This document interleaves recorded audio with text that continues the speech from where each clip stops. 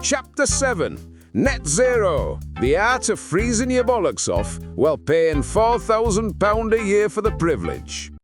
Picture the scene. It's January 2026. Winds howling round to house like a banshee with PMT.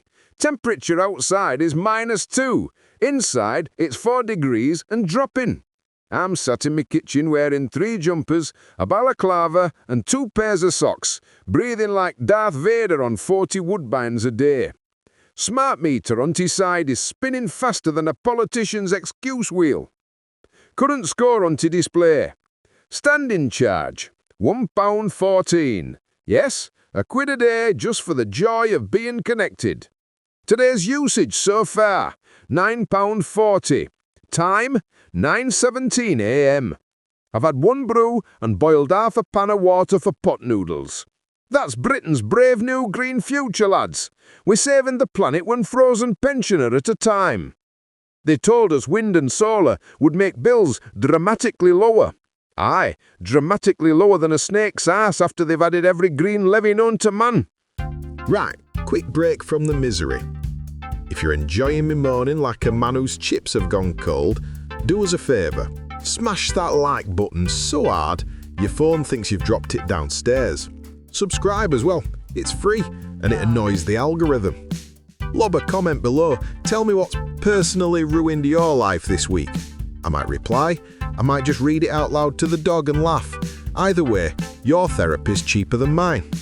Any road, back to the shit. My liquor bill's got more extra charges than a Tory donor's expenses claim. Eco-levy, warm home discount that I don't qualify for because I'm 37 pence over to limit. Smart export guarantee for all the solar panels I can't afford.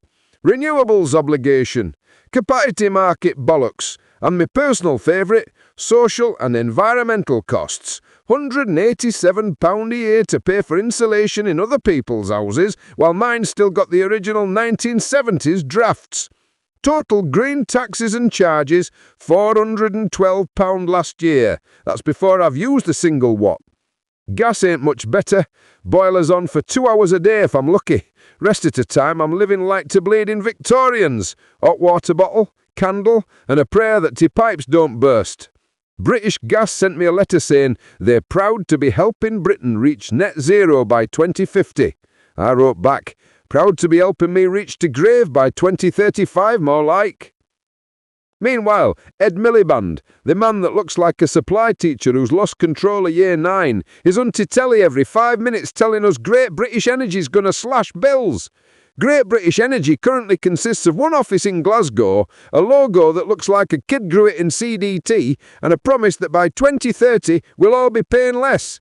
2030? I'll be 84 if I make it that far without dying of hypothermia. They've banned new gas boilers by 2035. 2035?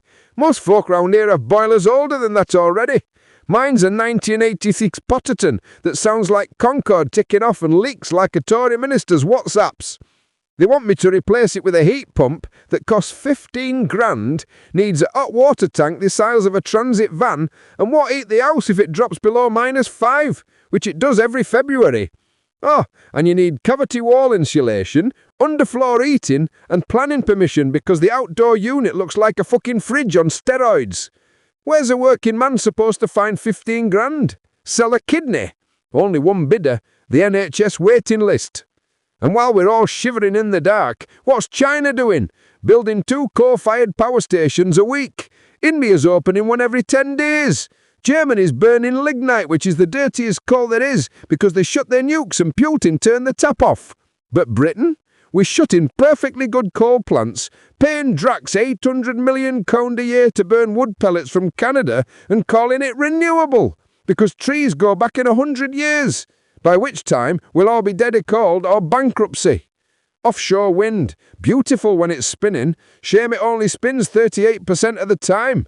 The other 62% we pay in French and Norwegian gas plants to keep the lights on, at triple the price. National Grid's got a scheme called Demand Flexibility Service. That's posh for we'll pay you £3 a unit to turn your kettle off when the wind stops blowing.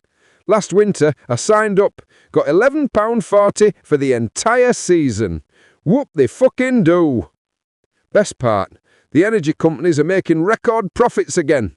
Octopus, British Gas, Ovo, all of them posting pictures of the new eco-friendly HQs while sending bailiffs round to fit prepayment meters in granny flats. They blame global gas prices. Funny how global gas prices only ever go up, never down, innit? I asked our local MP, some wet streak of nothing who got elected on a green jobs ticket, when bills are coming down. He started waffling about just transition and climate justice. I says, son, the only transition I'm interested in is from frozen to thawed, and the only justice I want is not paying £4 a day standing charge to eat a house the size of a shoebox. He gave me a leaflet about 8 pumps and fucked off sharpish. So here we are. Coldest winter in 14 years, bills highest in Europe, and we're expected to clap like seals because we're world leaders in climate action. Leaders in climate action and followers in energy poverty. Net zero by 2050. Translation, net income zero by 2030, net body heat zero by next Tuesday. Pass the hot water bottle, love, and if anyone knocks selling solar panels, tell them Big Bastard Bob's got a 12-bore and a short temper. Chapter 8 coming. The Great Barber Tattoo Nail Apocalypse, where every high street now smells of beard oil and cheap body sprays. Wrap up warm. It's only getting colder. Big Bastard Bob. Still breathing. Just about. Any road, if that's got you raging as much as it's got me, pop over to www.owencroft.com. There's more books, more rants, and a few things what'll make you spit your tea out. Go on, I'll still be here when you get back. Probably moaning about something else. Ta-ra for now.